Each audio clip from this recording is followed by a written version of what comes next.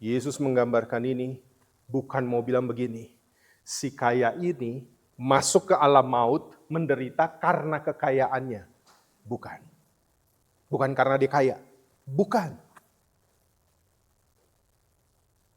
Tapi karena sikapnya terhadap kekayaan itu, sehingga datang orang miskin yang gak bisa makan pun, dia yang sudah punya harta sangat banyak, dia gak mau berbagi dengan si miskin. Itu yang Yesus kritik. Bukan karena kekayaan, karena dia gak mau berbagi. Dia ingin lebih, dan saya bilang, Bapak Ibu, korupsi di dunia ini, itu dilakukan orang-orang yang udah kaya. Kenapa? Greedy, yang gak akan pernah habis. Itu yang terjadi. Dan tidak semua orang kaya harus menderita setelah kematiannya. Jadi jangan sampai saya tanya kepada Bapak Ibu, apa cita-cita Bapak Ibu? Saya mau jatuh miskin, Pak. Enggak. Tuhan Yesus gak suruh kita miskin, enggak. Tapi Tuhan Yesus mau bilang bagi kita bahwa kalau engkau diberkati, maka engkau harus menjadi saluran berkat. Itu yang dibilang minggu lalu, pergunakanlah mamon untuk mengikat sesuatu dengan dunia ini. Dengan persahabatan. Jangan mamon itu justru menjauhkan orang. Kan ada karena uang orang adik kakak bunuh-bunuhan. Kan ada karena uang orang tua sama anak rebutan-rebutan dan akhirnya berantem. Ada Bapak Ibu. Nah, Yesus nggak mau mengajarkan hal itu.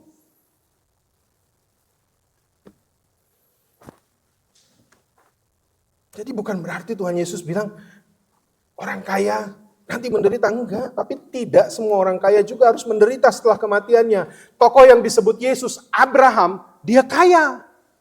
Bapak Ibu harus ingat itu, Abraham itu kaya raya. Tokoh Alkitab mana lagi yang disebut kaya? Ayub. Ayub kaya. Daud kaya.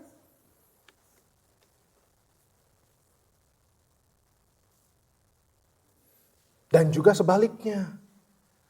Lazarus hidup senang di Firdaus bukan karena dia miskin. Bukan. Tapi karena dia miskin.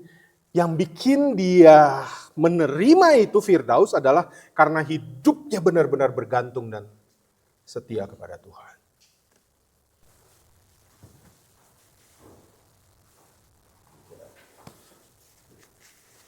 Let us all rise. Our scripture text for today is taken from Luke chapter 16, verses 19 to 31, the rich man and Lazarus. There was a rich man who was dressed in purple and fine linen and lived in luxury every day. At his gate was laid a beggar named Lazarus, covered with sores, and longing to eat what fell from the rich man's table. Even the dogs came and licked his sores.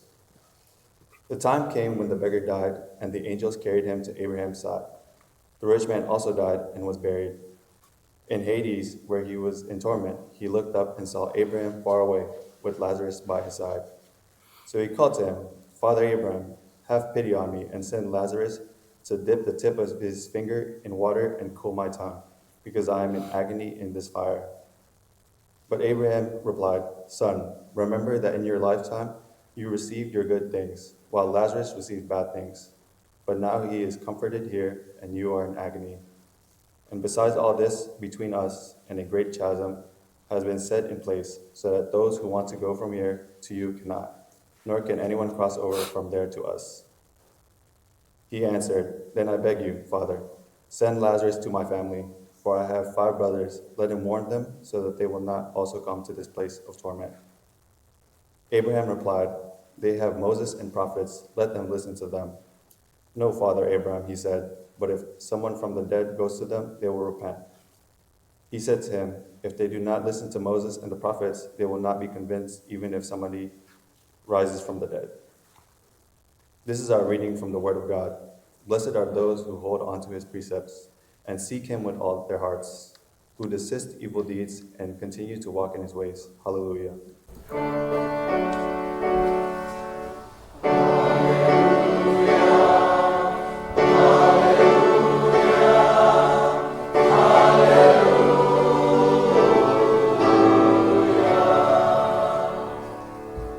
Silakan.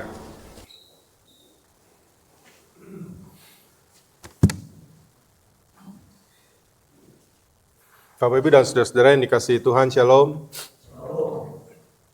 Saya sangat berharap bahwa Bapak Ibu tidak melupakan khotbah yang saya sampaikan minggu lalu. Jika ada Bapak Ibu yang belum mendengar, silahkan melihatnya pada channel YouTube Gereja Kasih Anugerah. Karena apa yang saya sampaikan hari ini adalah episode kedua dari apa yang disampaikan oleh Tuhan Yesus. Ya, sehingga saya nggak perlu lagi menjelaskan tentang konteks apa yang terjadi di dalam Injil Lukas pasal 16. Nah, saya memulai renungan saya ini dengan rasa prihatin karena beberapa hari lalu saya mendengar dan menyaksikan sebuah podcast di Indonesia yang berbicara tentang korupsi. Menarik sekali. Kenapa menarik? Karena ternyata ada orang, Bapak Ibu bayangkan ini ya, ada seorang koruptor yang sudah mendapat keuntungan hampir triliun. Triliun itu kalau di Amerika billion. Bayangin ya, sudah hampir triliun tetapi pada satu kesempatan ketika dia bisa mengambil 1 juta rupiah pun dia ambil. Padahal dia sudah punya hasil dari berbagai kejahatan korupsi yang dia lakukan. Triliun itu kan 1 juta kali 1 juta. Nolnya 12. Tapi di nol yang 6 aja, ketika ada kesempatan dia bisa libas, dia bisa ambil, dia ambil. Dan itu kesaksian nyata. Dan saya sangat terkejut.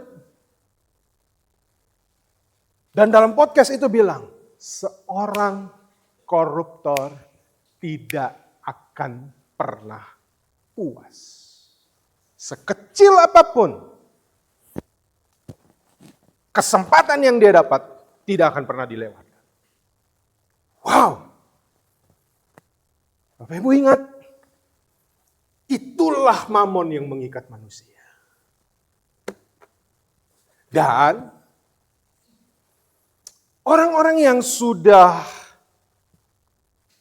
korupsi dengan begitu canggihnya, korupsi itu nggak gampang Bapak Ibu. Dia harus merekayasa banyak hal. Ya. Dan bayangkan bahwa ada jasa untuk mencuci uangnya dari uang hasil korupsi menjadi uang yang baik, uang yang halal. Itu semua tersedia. Inilah dunia punya sistem. Ini sistem dunia. Dan hati-hati bahwa kesempatan-kesempatan itu akan terus ditawari. Orang yang korupsi, secara diam-diam, banyak yang akhirnya tertangkap. Kenapa? Karena mereka flexing. Bapak Ibu tahu flexing ya? Dia pakai jam Patek Philippe. Jadi kalau pakai kemeja biar tergantung sedikit. Biar ketahuan jamnya apa. Secara mereka tidak sadar. Kenapa? Karena dalam pandangan dunia, ini dengar baik. Dalam pandangan dunia, saya pernah mendapat satu artikel bilang begini. Kalau 3 orang disandingkan, orang kaya, orang pintar, orang baik. Bapak Ibu tahu yang paling dihormati siapa? Orang kaya. Yang akan selalu mendapat kehormatan, pengakuan paling tinggi. Walaupun dia disandingkan dengan profesor. Itu dunia. Maka menarik apa yang menjadi perumpamaan hari ini. Tolong dimulai dari ayat 19. Nah, Bapak Ibu lihat ya. Tuhan Yesus berbicara tentang kenyataan. Ayat 19 dimulai dengan 3 kata pertama apa? Ada seorang, berarti ada orang kaya. Di dalam dunia ini ada orang kaya. Oke? Lalu ayat 20 langsung. Lihat ayat 20. Di sana dikatakan, dan, jadi tadi dibilang ada orang kaya, dan apa? Ada seorang pengemis. Yaitu orang miskin, berarti di dalam dunia ini selalu ada orang kaya dan ada orang miskin. Itu kenyataan yang gak bisa kita tolak dari zaman Tuhan Yesus. Nah, yang paling menarik Bapak Ibu adalah dari semua perumpamaan Yesus, hanya perumpamaan ini satu-satunya yang disampaikan Yesus ada tokoh, ada namanya. Kalau yang lain nggak pernah ada namanya. Tahu perumpamaan di Lukas 15 tentang anak yang hilang? Disebut namanya siapa bapaknya, siapa si sulung, siapa si bungsu? Nggak pernah Tuhan Yesus sebut. Perumpamaan tentang penabur, disebut namanya? Nggak pernah disebut. Tapi yang ini, ada yang disebut namanya. Coba balik ke ayat sebelumnya, ayat 19. Bapak Ibu perhatikan, ini yang akan saya bahas. Lihat, si kaya disebut namanya. Tapi ayat 20, si miskin disebut namanya. Jangan Bapak Ibu pikir ini Lazarus yang dibangkitkan Yesus. No. Beda. Bukan. Jangan ya. Ini Yesus lagi menyampaikan sebuah perumpamaan tapi dia pakai nama. Kenapa? Nama ini ada artinya. Nama ini ada artinya. Makanya dipakai nama. Dan begini, saya ambil contoh sekarang. Saya ambil contoh. Bapak Ibu perhatikan saya baik-baik. Jika saya dan Ibu Vera lagi ngobrol berdua. Dan kemudian Pak Reksi dari jauh bilang begini. Ngobrol sama siapa ya ceritanya? Sama Ibu Natalia. Itu tuh, Ngenelia tuh. Yang lagi ngobrol berdua di sana. Si Timor dan Bu Vera. Oke? Kira-kira menurut Bapak Ibu, siapa yang Pak Reksi lebih suka di antara kami berdua? Si Timor atau Ibu Vera? Karena namanya disebut. Si Timor ini namanya enggak masuk ke dalam pikiran Bapak Ibu. Jadi ketika Tuhan Yesus lagi kasih perumpamaan, si kaya nggak disebut namanya, tapi si miskin dipakein nama. Tuhan Yesus sebenarnya dari sana sudah kelihatan, dia sedang berpihak kepada si miskin. Ngerti maksud saya ya? Karena ini cuma satu-satunya perumpamaan yang ada nama. Gak ada lagi yang lain. Nah, dari sini saya masuk. Pertanyaan yang menarik. Mengapa dalam perumpamaan ini orang kaya itu gak ada namanya, tapi si miskin ada namanya Lazarus?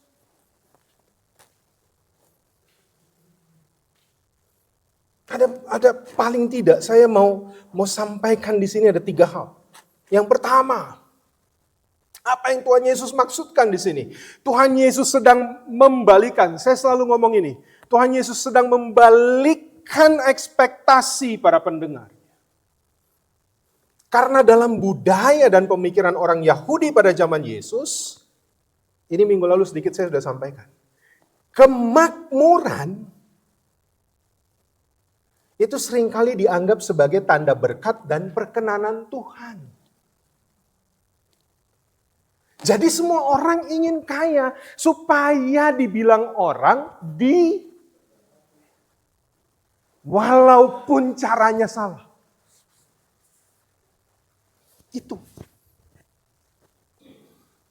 Itu tanda berkat katanya. Sementara di sisi lain, kemiskinan dan penderitaan itu dianggap kutukan dan dosa. Contoh ya, dia akan reaksi jangan marah. Pas dia akan reaksi lagi ngomongin saya, si Timor, makanya biarin aja. Badan besar tapi sekarang lagi susah makan. Iya, bukan diet, nggak ada doi. Langsung dia reaksi bilang apa? Dosa apa itu dia? Si Timor pendeta itu. Itu kebiasaan orang untuk menilai langsung. Kalau kamu kaya, kamu diberkati. Kalau kamu miskin, kamu dikutuk. Sehingga nggak ada orang yang mau miskin. Tapi kenyataannya bahwa selalu ada si kaya, selalu ada si... Ya, itu jangan Bapak Ibu lupa. Dengan menyebut nama si miskin Lazarus, yang dalam bahasa Ibraninya itu seperti namanya itu sama dengan Eliezer. Itu Lazarus. Itu artinya apa? Tuhan menolong. Itu artinya. Dengan memberi nama, Yesus lagi membalikkan sebuah pola pikir dunia, di mana si kaya yang tanpa nama, itu mewakili orang yang selalu dihormati oleh dunia. Tetapi dia ternyata terhilang di mata Allah. Namanya pun gak ada. Jadi ini simbolnya kuat banget Bapak Ibu. Sedangkan ya, Lazarus yang mewakili orang-orang yang menurut pandangan dunia sangat hina, gak mau dikenal, gak mau dikasihi, tetapi mereka ini dikenal dan dikasihi oleh Allah. Dengan memberi nama, Yesus menunjukkan bahwa si miskin ini bukan disebut dengan kategori saja secara pribadi. Tetapi dia dikenal Tuhan. Dan Lazarus artinya Tuhan menolong. Intinya adalah pertolongan dan keselamatan sejati itu dari Tuhan. Bukan dari kekayaan duniawi. Makanya dipakai nama Lazarus. Dan yang kedua, ini saya udah ceritakan sedikit konteksnya minggu lalu. Bahwa ada sasaran dari cerita ini. Siapa sasarannya? Kan udah kita baca minggu lalu. Orang Farisi yang disebut, boleh nggak ditaruh ayat yang ke-14, if I'm not mistaken. Supaya Bapak Ibu lihat. Ya. Lihat, ini pointingnya ke situ Yesus sebenarnya. Pakai perumpamaan ini. Bahwa semuanya itu didengar oleh orang Farisi, orang yang beragama, orang yang terhormat, tapi ada sebuah cap yang diberi Yesus. Apa mereka? Hamba uang.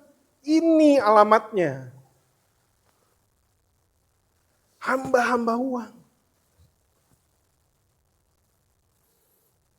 Artinya bahwa mereka orang yang religius, terhormat, kaya di masyarakat. Si kaya yang tanpa nama bisa jadi adalah representasi para pendengar Yesus sendiri. Orang yang secara lahiriah dianggap banyak orang diberkati, tetapi buta secara spiritual. Sedangkan Lazarus mewakili orang-orang yang diabaikan, dipandang rendah, orang miskin, orang terbuang, orang sakit, tetapi justru mereka mendapat tempat di kerajaan Allah. Yang ketiga, yang Tuhan Yesus mau ajarkan, agar para pendengarnya memiliki belas kasih. Dalam cerita ini, dengan memberi nama Lazarus, Yesus mengajar kita berempati secara personal dengan orang-orang dalam kategori seperti Lazarus. Kita diajak untuk melihatnya sebagai manusia. Dalam artian ketika Tuhan Yesus dalam perumpamaan ini, kepada si kaya dia tidak memberi nama, tetapi kepada si miskin dia beri nama, artinya apa? Tuhan Yesus sedang memanusiakan si miskin. Karena dia tidak dianggap manusia oleh banyak orang. Wow, luar biasa ini. Ya, jadi kritik Tuhan Yesus kali ini sangat luar biasa. Dan yang menarik bahwa dalam perumpamaan ini, Tuhan Yesus, Bapak Ibu dengar baik ini, Tuhan Yesus menyebut tentang kehidupan setelah kematian. Kalau Tuhan Yesus sebut itu, berarti itu ada. Ingat baik ya, kehidupan setelah kematian. Dengan menunjukkan pembalikan nasib secara total. Yang kaya yang begitu dihormati dunia, ternyata setelah itu dia mengalami kesengsaraan. Tapi si miskin yang tidak dihargai manusia, apalagi orang Farisi, lihat Bapak Ibu dengar baik. Justru dipakai Yesus, tahu nggak apa? Siapa yang duduk bersama dengan Lazarus si miskin? Abraham. Siapa Abraham bagi orang Farisi dan orang Yahudi? Bapa segala orang percaya. Itu bukan kebetulan dipakai tokoh Abraham. Karena dia menjadi tokoh yang sangat dikagumi oleh orang Israel. Yesus secara radikal, seperti membawa bom, boom, meledakkan pandangan dunia. Karena status di hadapan Allah tidak ditentukan oleh kekayaan Anda di dunia. Apa yang dihargai dunia seringkali berlawanan dengan apa yang dihargai Allah. Jelas Yesus mau bilang ini. Maka perumpamaan ini adalah salah satu peringatan yang paling jelas dari Yesus tentang konsekuensi kekal dari pilihan kita di dunia ini. Dengan menggambarkan ada tempat sengsara yang disebut Hades, dan juga ada pangkuan Abraham atau yang seringkali disebut Firdaus.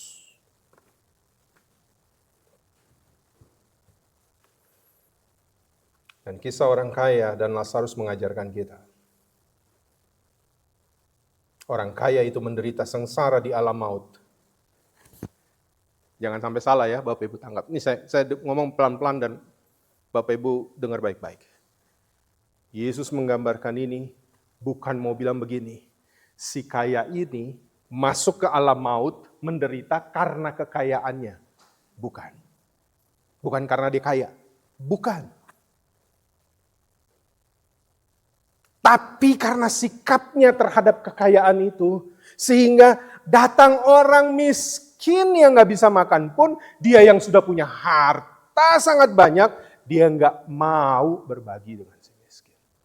Itu yang Yesus kritik. Bukan karena kekayaan, karena dia gak mau berbagi. Dia ingin lebih, dan saya bilang, Bapak Ibu, korupsi di dunia ini, itu dilakukan orang-orang yang udah kaya. Kenapa? Greedy, yang gak akan pernah habis. Itu yang terjadi. Dan tidak semua orang kaya harus menderita setelah kematiannya. Jadi jangan sampai saya tanya kepada Bapak Ibu, apa cita-cita Bapak Ibu? Saya mau jatuh miskin, Pak. Enggak. Tuhan Yesus gak suruh kita miskin, enggak. Tapi Tuhan Yesus mau bilang bagi kita bahwa kalau engkau diberkati, maka engkau harus menjadi saluran berkat. Itu yang dibilang minggu lalu, pergunakanlah mamon untuk mengikat sesuatu dengan dunia ini. Dengan persahabatan. Jangan mamon itu justru menjauhkan orang.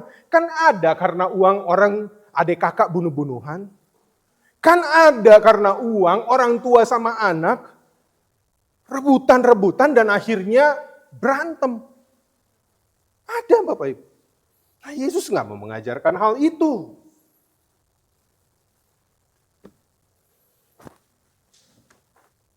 Jadi bukan berarti Tuhan Yesus bilang orang kaya nanti menderita, enggak. Tapi tidak semua orang kaya juga harus menderita setelah kematiannya.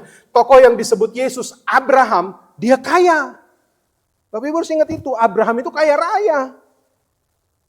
Tokoh Alkitab mana lagi yang disebut kaya. Ayub kaya.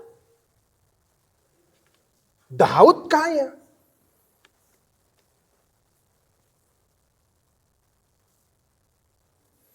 Dan juga sebaliknya.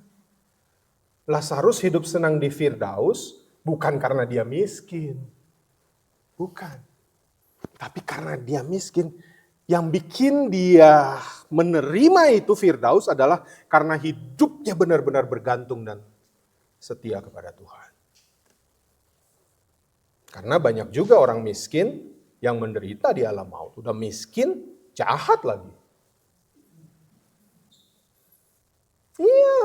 Jadi Bapak Ibu jangan pikir secara general Tuhan Yesus benci orang kaya. Jadi orang kaya hati-hati, kamu kalau kaya nanti kamu kalau mati tempatnya di api sana. Enggak. Orang kaya yang mana dulu?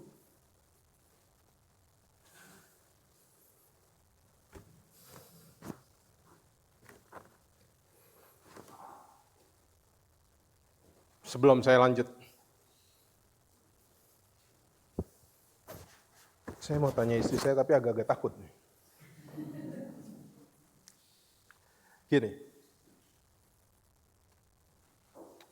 20 tahun lalu, setelah kami menikah, saya pernah ceritakan, saya janji bulan madu ke Bali, tapi itu janji tinggal janji. Bapak Ibu masih ingat ya. Tapi kami harus langsung ke daerah, mandinya di tempat terbuka, harus diparit. Parit itu seperti saluran air yang besar di pinggir jalan. Dia tanam terong, dia tanam pakis, rebutan sama babi, kadang-kadang babi udah makan. Dia harus siang-siang panas-panas, berjemur, nggak seperti ini. Saya juga dulu nggak segini, hitam. Tapi begitu sekarang, berada di sini di tengah Bapak Ibu, orang melihat kami di Amerika, saya mau tanya istri saya, lebih merasa diberkati 20 tahun lalu atau hari ini?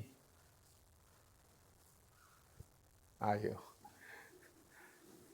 Biar deh urusannya nanti di rumah. Kan Bapak Ibu gak tahu.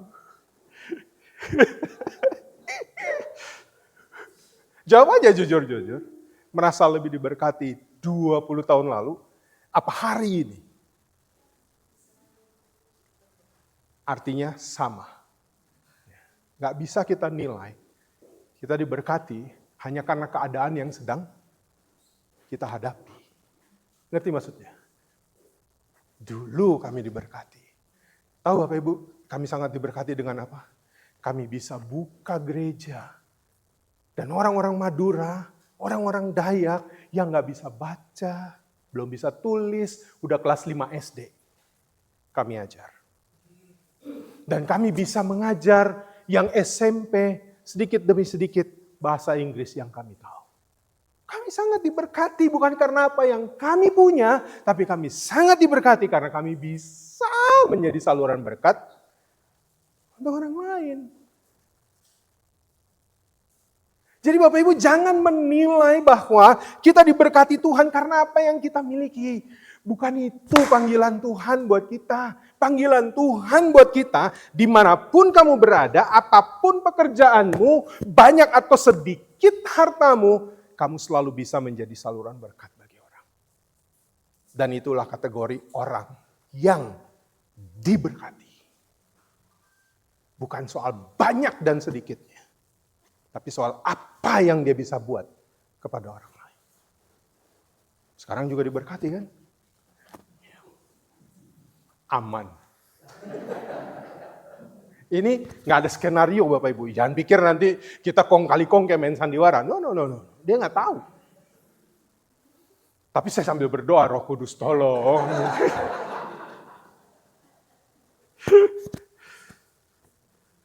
Ingat ya, diberkati atau tidak, bukan soal apa yang dalam genggamanmu, tapi apa yang bisa engkau lepas untuk orang merasa kasih Tuhan, untuk orang merasa kemurahan Tuhan, untuk orang merasa kebaikan Tuhan.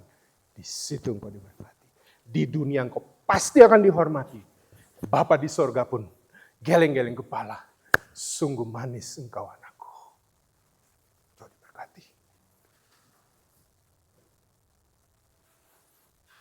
Jadi bukan Tuhan Yesus benci orang kaya, atau Tuhan Yesus suka orang miskin, tidak. Tapi sadarkah engkau, dalam dirimu ada tujuan Tuhan menghadirkan engkau. Ada ungkapan begini, uang bukan segalanya. Betul ya? Tapi segala sesuatu butuh uang. Betul ya? Betul, dua-duanya betul. Memang benar. Untuk menjalani hidup ini, kita butuh Tuhan. Tapi ingat minggu lalu, jangan pernah tempatkan Tuhan, yang saya pegang Alkitab, dan tempatkan Mamon pada posisi yang sama. Karena Tuhan Yesus sudah pesan, kamu gak bisa menjadi hamba dari keduanya. Kamu harus pilih salah satu. Makanya saya bilang ini adalah episode kedua dari apa yang saya sampaikan minggu lalu. Maka saya mengajak kita dalam hidup ini, jangan berfokus mengejar uang. Kalau engkau cuma fokus mengejar uang, engkau akan kehilangan segalanya. Dan tadi seperti si kaya yang gak disebut namanya. Di ujungnya menuju kebinasaan. Tahu nggak hebatnya si kaya dalam cerita ini? Ada satu maksud yang baik, bukan baik, maksud yang Tuhan Yesus siratkan. Orang kaya itu kan biasanya tinggal apa, tahu nggak Bapak Ibu? Tinggal tunjuk. Mau ini, misalnya saya orang kaya. Coba ambil air putih dulu buat kita. Sorry ya Bu ya. Kita pakai sepatu kurang mangkilat, coba lalap dulu. Tinggal tunjuk. Iya kan? Karena dia merasa dia kaya, dia punya, dia terhormat. Lihat orang kaya ini. Udah di neraka aja masih suruh-suruh Abraham. Coba bayangin. Betul gak? Hai Bapak Abraham. Suruh dulu Lazarus. Cucu dia pengen jari di dalam air. Kong. Kuti-kuti tuh jari biar dapat kita satetes. Abraham kan bisa bilang, siapa ngana? Udah di sana aja masih tukang suruh. Ya kan? Begitu dia bilang, Abraham bilang nggak bisa. Dia masih tetap suruh. Oke kalau gitu, suruh dia balik ke bumi. Balik ke dunia, kasih tahu saudara-saudara saya. Supaya dia bertobat. Dengar baik pesan Tuhan Yesus. Taurat dan kitab para nabi sudah disampaikan. Mereka harus dengar. Nggak boleh untuk biar orang mati bangkit. Untuk suruh mereka nggak bisa. Itu sudah disampaikan. Maka mereka harus dengar. Maka saya mau bilang Bapak Ibu, jangan pernah lewatkan setiap firman. Karena dari sana Tuhan berbicara dan mempersiapkan kehidupan kita setelah kematian. Jangan diabaikan.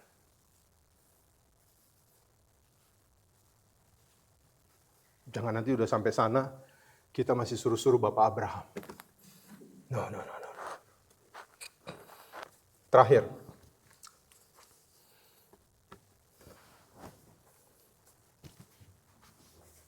Di akhir ini, the message, I'm going to point to all of you.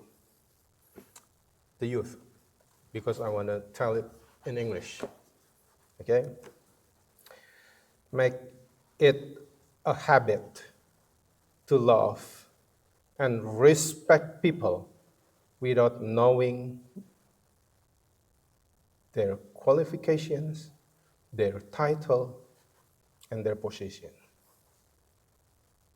As Jesus embraces you just the way you are, so love your neighbor with the same grace. This is the desire of His heart for your life. And in living this way, you bring glory to your Father in heaven. Amen.